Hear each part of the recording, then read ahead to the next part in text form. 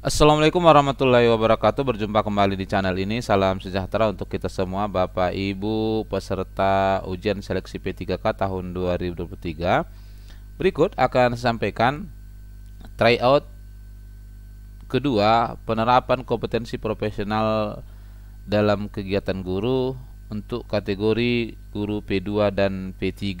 Namun sebelumnya, kepada Bapak dan Ibu yang baru bergabung di channel ini atau yang belum mendukung channel ini, mohon bantuannya Bapak Ibu sekalian untuk mendukung channel ini dengan cara subscribe dan aktifkan loncengnya untuk mendapatkan informasi-informasi terbaru dari channel Profesi Guru. Seperti biasa Bapak Ibu sekalian, ini kita akan lakukan tryout yang kedua. Oleh karena itu, Bapak Ibu diharapkan menyediakan kertas dan pensil untuk menuliskan jawaban yang menurut Bapak Ibu adalah pilihan terbaik. Kita lihat nomor 1 Bapak Ibu sekalian. Level kompetensi dasar yang harus dicapai dalam kurikulum adalah menerapkan prinsip tertentu dan membuat dan menguji proyek sederhana yang menerapkan prinsip tersebut. Jika guru ingin mengembangkan kemampuan berpikir kreatif kepada peserta didik, maka rumusan tujuan pembelajaran yang sesuai KD yang tepat adalah, jadi KD-nya adalah menerapkan prinsip dan membuat serta menguji proyek sederhana. Yang diharapkan di sini adalah kemampuan berpikir kreatif. A. Peserta didik dapat menunjukkan berbagai alat yang menerapkan prinsip dalam kehidupan sehari-hari. B.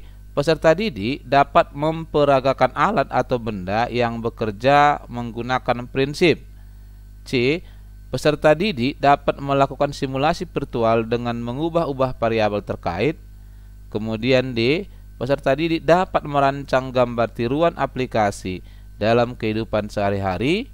Serta E. Peserta didik dapat mempresentasikan cara kerja suatu alat yang menggunakan prinsip tersebut.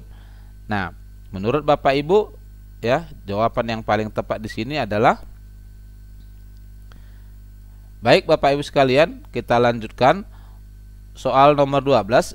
Ini adalah lanjutan dari soal-soal yang sudah saya sampaikan di tryout pertama sebelumnya, ya.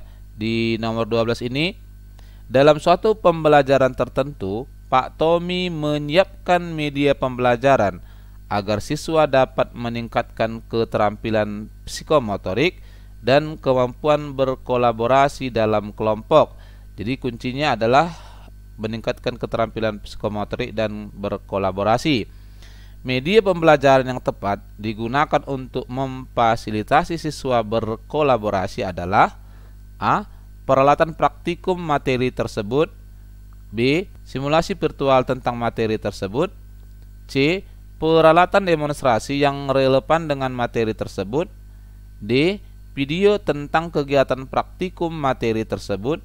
E. Slide PowerPoint tentang materi tersebut dan aplikasinya. Ya, silakan dipilih jawabannya Bapak Ibu sekalian. Baik, kita lanjut nomor 13. Salah satu tujuan dilaksanakannya kurikulum merdeka adalah memberikan kemandirian sekolah untuk mengembangkan potensi yang ada melalui manajemen berbasis sekolah atau MBS. Menurut Anda, tujuan utama dilaksanakannya MBS adalah A. Menjamin keadilan bagi setiap anak di suatu daerah untuk mendapatkan layanan pendidikan yang bermutu. B. Menerima bantuan sebanyak-banyaknya dari segenap lapisan masyarakat. C. Memilih siswa yang layak dan sesuai untuk diterima menjadi murid di sekolah tersebut. D. Merampingkan jumlah guru dengan tolak ukur berdasar kemampuan mereka. E. Memaksimalkan dan mengutamakan potensi kedaerahan untuk mencapai tujuan bersama. Ya, silakan dipilih jawabannya Bapak Ibu sekalian menurut keyakinan Bapak Ibu. Baik, kita lanjutkan nomor 14. Ini soal kita untuk tryout yang kedua ini Bapak Ibu sekalian, ada 15 soal. Nomor 14, hasil penilaian pembelajaran oleh pendidik menunjukkan bahwa capaian dalam ranah kognitif peserta didik berada dalam kategori tinggi, tetapi karakter peserta didik berada pada kategori sedang. Sebagai pendidik, upaya yang dapat dilakukan untuk meningkatkan kualitas pembelajaran. Yang dapat meningkatkan kualitas karakter peserta didik adalah, jadi di sini yang diharapkan untuk meningkat adalah karakter atau sikap ya. A. Diskusi dalam ruang kelas. B. Praktek lapangan. C. Penelitian laboratorium. D. Melakukan studi tour. E. Menugaskan kerja kelompok. Ya, silakan dipilih jawabannya Bapak Ibu sekalian. Kita lanjutkan nomor 15. Guru banyak menggunakan ceramah dalam kegiatan pembelajaran karena tidak tersedianya media dan sumber belajar. Kondisi tersebut mengakibatkan prestasi belajar siswa rendah. Menghadapi situasi tersebut, bagaimana cara Anda menyelesaikannya? Jadi ini adalah menyelesaikan atau ambil tindakan ya. A. Memanfaatkan alam sekitar sekolah sebagai media dan sumber belajar. B. Menugaskan siswa untuk membuat media belajar yang menunjang topik pembelajaran. C. Membangun kerjasama dengan orang tua untuk mendapatkan sumbangan untuk pembelian media dan sumber belajar. D. Meminta siswa untuk belajar di kelas dengan tenang dengan memperhatikan penjelasan guru. Serta E. Mengemukakan persoalan tersebut kepada beberapa rekan guru dan tetap mengajar seperti biasa. Silakan dipilih jawabannya menurut Bapak Ibu sekalian. Nomor 16, upaya merancang pengayaan bagi peserta didik yang mencapai ketuntasan belajar optimal dalam kegiatan guru paling tepat adalah, ini kata kuncinya adalah merancang pengayaan khusus untuk yang sudah tuntas. A. Memberikan tambahan materi berupa bahan ajar dari pengarang yang berbeda. B. Diberi soal serupa untuk memastikan tingkat keberhasilan siswa. C. Memberikan tambahan sumber bacaan yang lebih mendalam dan tingkat variasi yang tinggi berikut instrumen tes yang sesuai. Lalu D. Diberikan materi bahan ajar yang lebih tinggi tingkatannya dan mengerjakan soal-soal yang memiliki kesulitan tinggi. Serta E. Memberikan tes tambahan dengan tingkat kesukaran lebih tinggi. Ya, menurut Bapak Ibu sekalian, untuk nomor 16 ini jawaban yang paling tepat. Baik Bapak Ibu sekalian, kita lanjut nomor 17. Pada rentang usia 15-16 tahun, peserta didik memerlukan sarana untuk melatih kemampuan menganalisis dan memprediksi.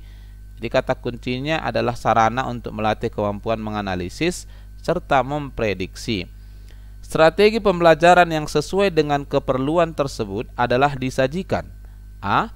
Suatu tayangan video, peserta didik diminta memberi penjelasan setelah mengamati. B. Sejumlah fakta tentang fenomena tersebut, peserta didik diminta membuat kesimpulan berdasarkan fakta. Lalu C. Alat dan bahan, peserta didik harus menyelesaikan percobaan yang sudah disediakan. D. Suatu black box, percobaan dengan input dan output yang dapat diamati. Peserta didik diminta memilih dan menjelaskan isi black box. Lalu E. Sejumlah paket soal pemecahan masalah, peserta didik diminta memilih salah satu untuk dikerjakan. Ya, terkait dengan kata kunci sarana tadi, kira-kira ya pilihan Bapak Ibu untuk nomor 17 ini. Baik, kita lanjutkan Bapak Ibu sekalian. Nomor 18, salah satu indikator pembelajaran pada aspek sikap adalah peserta didik menunjukkan perilaku ilmiah, jujur, bertanggung jawab, dan kreatif dalam melakukan percobaan dan berdiskusi melalui materi tertentu. Kata kuncinya adalah menunjukkan ya. Instrumen penilaian yang harus Anda siapkan sesuai dengan indikator tersebut adalah A. Pedoman observasi melakukan percobaan. B. Lembar portofolio sikap saat diskusi. C. Pedoman wawancara perilaku ilmiah. D. Lembar pengamatan aspek sikap. Dan E. Lembar soal tes perilaku ilmiah. Ya, sesuai dengan kata kunci peserta didik harus menunjukkan perilaku yang akan dinilai, maka yang paling cocok menurut Bapak Ibu sekalian adalah, ya, kita lanjutkan Bapak Ibu sekalian nomor 19.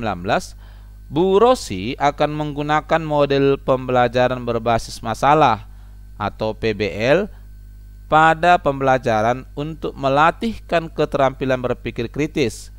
Bu Rosi memulai pembelajaran dengan menyiapkan video tentang fenomena yang terkait dengan materi tersebut. Prinsip-prinsip PBL meliputi penentuan konsep dasar, pendefinisian masalah, pembelajaran mandiri, pertukaran pengetahuan, dan yang terakhir adalah evaluasi. Dalam kegiatan pertukaran pengetahuan, tindakan guru berikut yang paling tepat adalah, jadi kegiatan yang diamati adalah di pertukaran pengetahuan. Namun yang ditanya tindakan guru Bapak Ibu sekalian, A. Guru memfasilitasi siswa untuk berdiskusi dalam kelompok dengan panduan LKPD mengarah pada penyelesaian masalah tentang materi pembelajaran. B. Guru meminta siswa untuk menelusuri informasi melalui internet tentang materi pelajaran tersebut dan persoalan kontekstual yang terkait. C. Guru menayangkan video kegiatan praktikum tentang materi pelajaran tersebut. D. Guru menayangkan video tentang persoalan dalam keseharian yang terkait materi pelajaran tersebut. E. Guru memberikan soal-soal latihan penerapan materi pelajaran tersebut yang dikerjakan oleh perorangan. Nah, berdasarkan kata kunci yang tadi, kira-kira untuk nomor 19 ini Bapak Ibu pilih jawaban apa? Nomor 20 Bapak Ibu sekalian. Terdapat peserta didik yang mengadu kepada guru bahwa ia selalu melakukan tugas piket kebersihan kelas sendiri. Anggota yang lain tidak mau terlibat membersihkan kelas. Mereka memaksa dan mengancam jika melaporkan tersebut pada wali kelas. Sebagai guru yang mengetahui hal tersebut, apa yang akan Anda lakukan? A. Memberikan hukuman kepada seluruh anggota piket kebersihan karena tidak dapat membangun kerjasama yang baik dalam tugas yang menjadi tanggung jawab. B. Guru melakukan evaluasi keterlibatan siswa terkait kegiatan piket kebersihan kelas serta menyampaikan hasilnya agar menjadi perhatian seluruh siswa untuk terlibat dalam tanggung jawab tersebut. C. Memberikan teguran kepada siswa yang tidak mau terlibat dalam kegiatan piket kebersihan kelas agar siswa yang rajin tidak terpengaruh dan tidak mengulangi perbuatannya. D. Merekomendasikan guru BK untuk melakukan konseling kelompok untuk mengajarkan keterampilan bekerja sama dengan orang lain dalam satu kelompok. E. Memfasilitasi pertemuan bersama agar terjadi komunikasi antar anggota kelompok piket kebersihan sehingga mereka menyadari tugas masing-masing ketika jadwal piket kebersihan kelas berlangsung. Silakan dipilih jawabannya. Oke, nomor 21. Berikut pandangan yang penting yang harus dimiliki guru dalam pemanfaatan teknologi informasi dan komunikasi yang tepat adalah, ini sepertinya adalah pembelajaran era digital ya. A. Komponen pemanfaatan TIK yang paling penting adalah hardware dan software. B.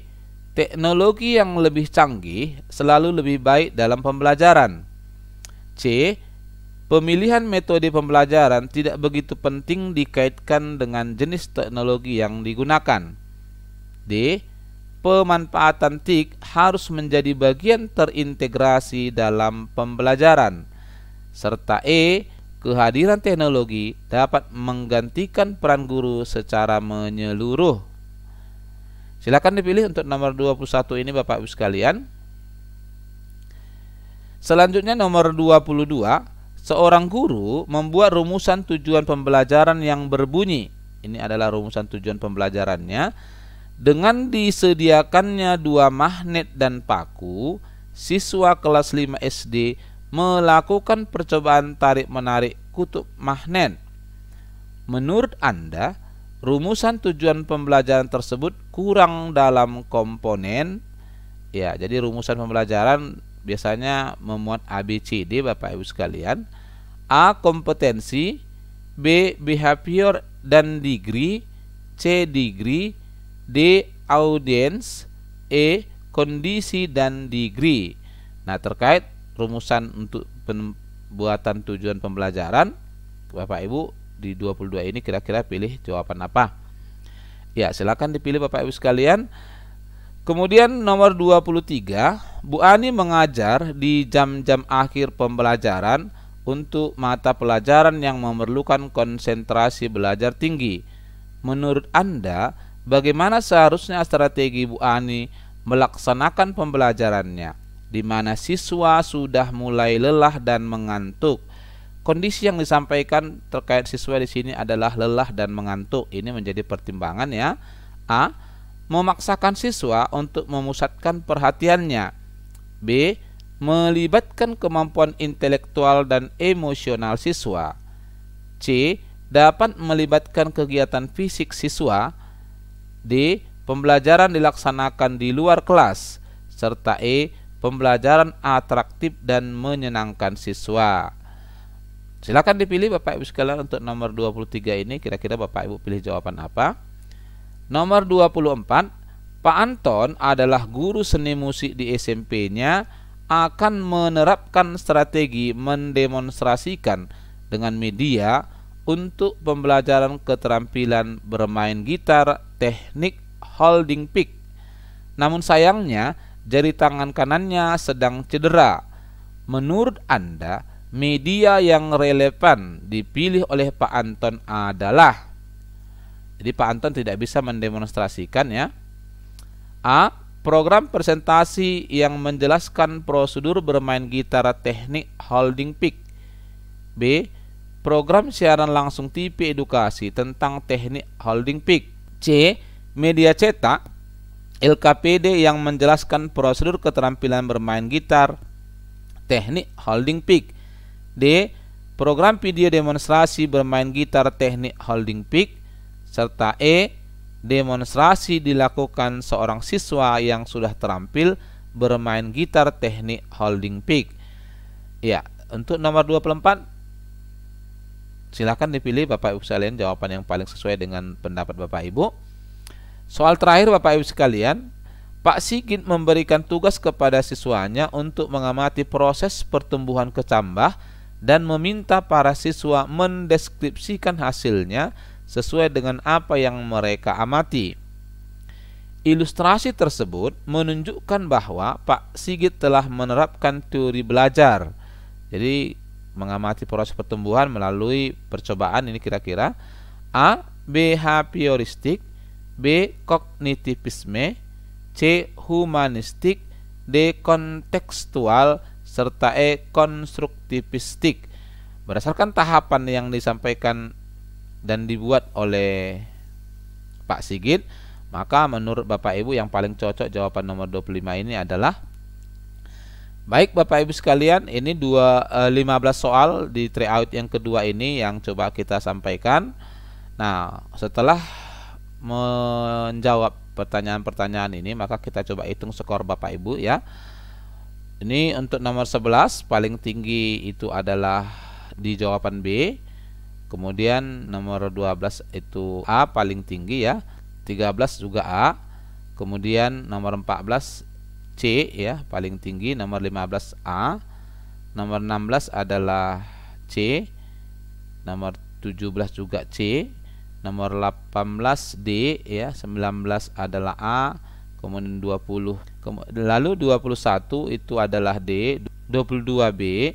23 adalah E, 24 D, dan 25 E. Ya, silakan dihitung skornya masing-masing Bapak Ibu sekalian. Jadi walaupun memang untuk kategori P2 dan P3 tidak ada passing grade ya, seluruhnya hanya di ranking, tentu agar lebih amannya Bapak Ibu harus mendapatkan nilai yang lebih optimal, sehingga kemudian dalam perankingan nanti Bapak Ibu termasuk yang mendapatkan salah satu formasi, karena tentu ini juga ada kaitannya dengan jumlah formasi di daerah masing-masing. Nah, kiranya ini Bapak Ibu sekalian untuk tryout yang kedua ini yang bisa saya sampaikan. Kalau ada yang perlu kita diskusikan, boleh kita diskusikan di kolom komentar. Semoga bermanfaat. Assalamualaikum warahmatullahi wabarakatuh.